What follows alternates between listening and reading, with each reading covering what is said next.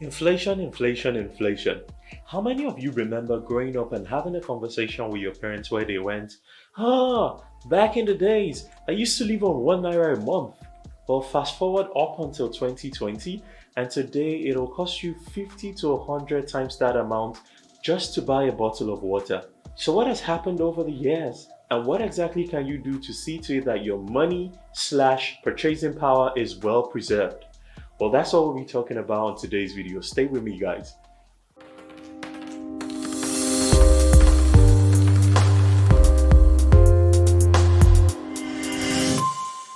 Hello everyone, Chibuzo Undulo here from Financial Fair. Hope you guys are doing very well and keeping safe.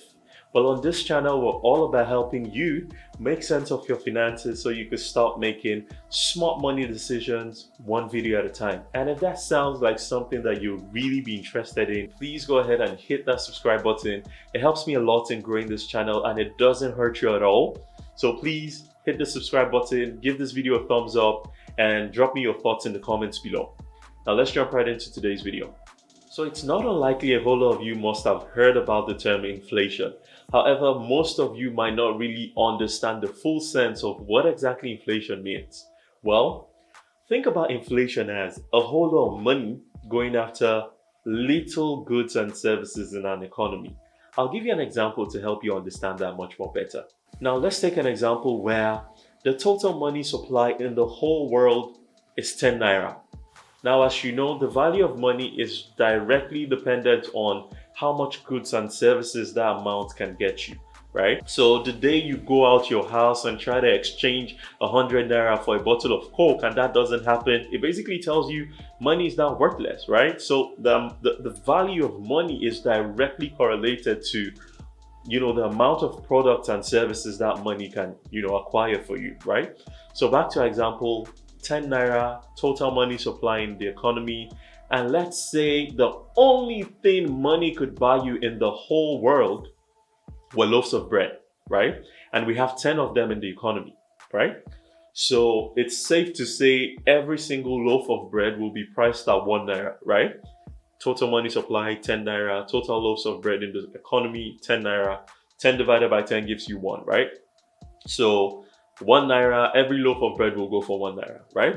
Now let's play devil's advocate for a bit and go ahead and increase the money supply we have in the economy from 10 to 100 naira, right? So now you have 100 naira total money supply in the economy, still 10 loaves of bread as usual. Each loaf will now be 100 divided by 10, which is 10. So what has happened is the prices of bread have now increased from 1 naira to 10 naira. Questions you might want to ask yourself is, has the bread gotten bigger in size? Do we now have, some other ingredients that we were not having at the initial phase? What exactly has happened? What accounts for this increase in price from 1 naira for one loaf to 10 naira? Well, the simple answer is nothing, right? Nothing, aside from the fact that we have now gone ahead to increase the money supply in the economy. So now, because there's more money in the economy, things are going to be more expensive because every single unit of that amount, of that currency rather, is now worth less, right?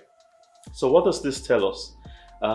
Very simply, in Warren Buffett's word, it means cash will always be worthless over time. Notice I said worth less, not worthless, right? Cash over time would be worth less. And what does this mean to savers in the economy? Well, unfortunately, savers are going to get crushed. That's just the simple truth. Let's say you were so rich and you could afford to save, back when Nigeria gained her independence, you could afford to save 10 naira every single day. And mind you, back then, the naira was even worth much more than the US dollar, right? And some people could live on 1 naira for 2 weeks, maybe a month, right? But let's just say you were just so filthy rich, you could afford to save 10 naira every single day, right from when Nigeria gained her independence up until today, 2020. How much would you have saved? Well, 10 naira every single year, you have 365 days. In a year, you will save 3,650 naira. You multiply that by 60, you would be right around 219,000. Well, Question is, what can 219,000 get you today? If you live in the decent part of Lagos, maybe 219,000 will be enough for you to rent yourself a 2-bedroom flat for a year, right? So basically, you're being diligent and you're going at saving this huge amount of 10 naira every single day. Today, that money can't even get you a nice apartment in the heart of Lagos. So what has happened? Very simple. Central banks around the world every single day print money, and they go ahead and increase the money supply in the economy. So what that amounts to is, over time, over the years, your savings are going to be eroded. Not really because you did save, but because now there's more money. And since there's more money, every single amount is worth less, right? So if all you do is save, saving in itself is good. But if all you do is save, unfortunately, years from now, you're going to get crushed, okay? So now, time for the big question. What exactly can we do to see to it that we hedge against inflation and protect the purchasing power of whatever it is we have? And the very simple answer to that is buy assets that typically tend to give returns at a rate much more higher than, the rate of inflation. An example would be purchasing ownerships in businesses. Stocks, very good way to hedge against inflation. In fact, over a long period of time, stocks typically tend to outperform most of the other asset classes we have. So if you're saving, you need to be saving to buy investments, right? So I made a video on how you could get started investing on the Nigerian Stock Exchange like a boss. I'll just drop a link in the card somewhere here or here. I'm not sure, just look out for it. If you're really interested in, learning about that, then I highly recommend you, go ahead and watch that video.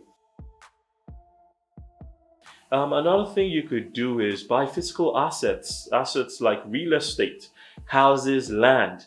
People are always going to need places to live in, right? So a house you buy today or a land you purchase today will definitely be worth, much more years to come, right? Precious metals, still under physical assets, precious metals, metals like gold, silver, you name it. When people tend to have a sense that the cash supply, the money supply in the economy is getting, increasingly high, they go ahead and buy themselves, physical assets like gold and silver, to hedge against inflationary risks. So what are you taking away from this video? Very simple. Saving in itself is good, but if all you do is save, unfortunately, years from now, you're going to get crushed. You need to save to invest, right? So that's where we'll be stopping for today's video. I hope you found it really helpful.